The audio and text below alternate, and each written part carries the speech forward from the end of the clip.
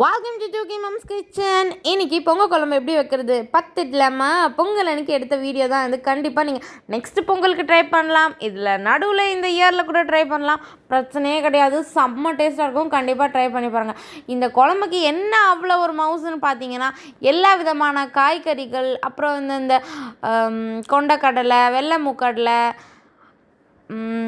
நிறைய இருக்குது, வேர்க்கடலை, மொச்சப்பயிறு நிறைய, அதெல்லாம் போட்டு எல்லா விதமான காய்கறிகளும் கலந்து புளியை ஊற்றி வச்சு நல்லா அப்பளம் பொரித்து வச்சுட்டு சாப்பிட்டோன்னு வைங்க, செம்ம டேஸ்ட்டாக இருக்கும். அதுவும் இன்னும் பொங்கல் அன்றைக்கி வச்சனால பொங்கல் சாதம் இருக்கும்ல, வெண்பொங்கல், அதை வச்சுட்டு சாப்பிட்டோம், செம்ம டேஸ்ட்டாக இருந்தது. நீங்கள் ஒயிட் ரைஸ் கூட ட்ரை பண்ணி பார்க்கலாம்.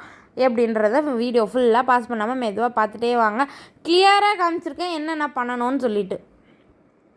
முன்னாடியே நைட்டு இது ஊற வச்சுட்டோம். ஸோ காலையில் எழுந்து ஒரு 3 விசில் விட்ட உடனே சூப்பராக வெந்து போயிடுச்சு.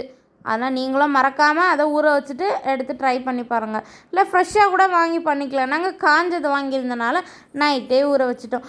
எல்லாம் நல்லா வதங்கினதுக்கு பின்னாடி என்னென்ன காய்கறி இருக்குது பார்த்துட்டிங்களா?